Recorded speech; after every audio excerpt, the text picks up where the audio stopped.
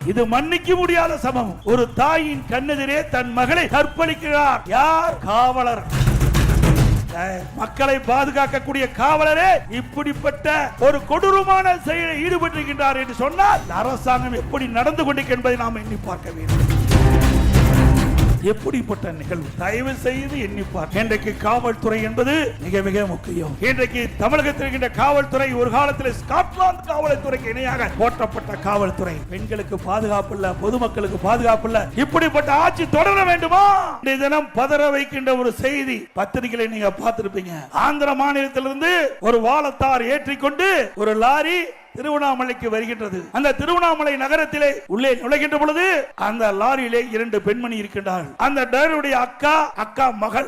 உடனே காவலர்கள் 2 பேர் அதை தடுத்து நிறுத்தி சோதனை செய்து இந்த 2 பெண்மணிகள் யார் என்று விசாரிக்கின்ற பொழுது அந்த லாரி டிரைவர் குறிப்பிடுகிறார், நாங்க வாழத்தாரை ஏற்றிக்கொண்டு திருவண்ணாமலைக்கு வந்திருக்கின்றேன், அதோடு சாமி தரிசனம் செய்ய குடும்பத்தை சேர்ந்த அக்காவும் மகளும் அழைத்து வந்திருக்கிறேன் என்று குறிப்பிடுகிறார். நம்ப தயாரா இல்லை என்று அந்த 2 காவலர்களும் விடாப்புடியாக அந்த 2 பெண்மணிகளையும் கீழே இறக்கி அவள் கொண்டு வந்த 2 வாகனத்திலே அழைத்து செல்கிறார்கள். மக்கள் நடமாட்டம் இல்லாத பகுதியை பார்த்து அந்த தாயின் கண்ணெதிரே அவருடைய மகளை கற்பழித்திருக்கின்றார்கள். 29ஆம் தேதி நடந்த சம்பவம். இது மன்னிக்க முடியாத சம்பவம். ஒரு தாயின் கண்ணெதிரே தன் மகளை கற்பழிக்கிறார். யார்? காவலர்.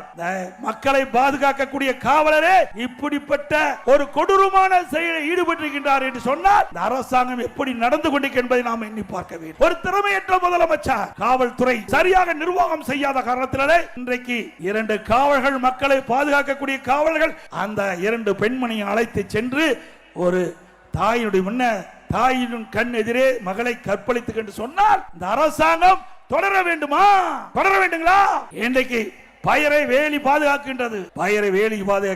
அதுபோல நாட்டு மக்களை பாதுகாப்பது காவல்துறை. அதை நம்பித்தான் மக்கள் இருக்கின்றார்கள். ஆனால் இன்றைய தினம் ஒரு கொடூரமான சம்பவம் திருவண்ணாமலையில் அரங்கேறிக்கிறது. உடனே இந்த 2 பெண்மணியும் அங்கே இருக்கிற காவலர்கள் அந்த கற்பழித்து விட்டு அவளை கொண்டு வந்து திருவண்ணாமலையை சாலையில இறக்கிவிட்டு சென்று விட்டார்கள். அந்த பெண்மணி அழுது கொண்டிருந்த பொழுது அந்த வழியா சென்ற மக்கள் என்ன ஏது என்று விசாரித்த பொழுது நடந்த கொடூரமான சம்பவத்தை சொன்னவுடன் 108 ஆம்புலன்ஸுக்கு அவர்கள் தகவல் கொடுத்து 108 ஆம்புலன்ஸிலே அந்த 2 பெண்மணியும் அங்கே அவர்களை அந்த வாகனத்திலே அழைத்து சென்று மருத்துவமனை சேர்க்கப்பட்டு மருத்துவமனையிலே அந்த தகவலை அங்க இருக்கின்ற மாவட்ட காவல்துறை கண்காணிப்பு தகவல் குறிக்கப்பட்டு அதில் சம்பந்தப்பட்ட 2 காவலர்களை கைது செய்து சிறையில் அடைத்திருக்கின்றார். எப்படிப்பட்ட நிகழ்வு! ஆகவே தயவு செய்து எண்ணிப்பார். இன்றைக்கு காவல்துறை என்பது மிக மிக முக்கியம். இன்றைக்கு தமிழகத்தில் இருக்கின்ற காவல்துறை ஒரு காலத்தில் ஸ்காட்லாந்து காவல்துறைக்கு இணையாக போற்றப்பட்ட காவல்துறை.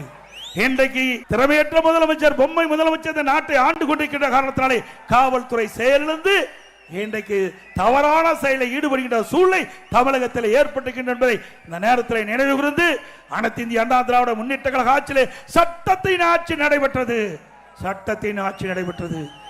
ஆக இப்படிப்பட்ட குற்றங்கள் எதுவும் நிகழாமல் அதிமுக ஆட்சியிலே பார்த்து கொண்டது.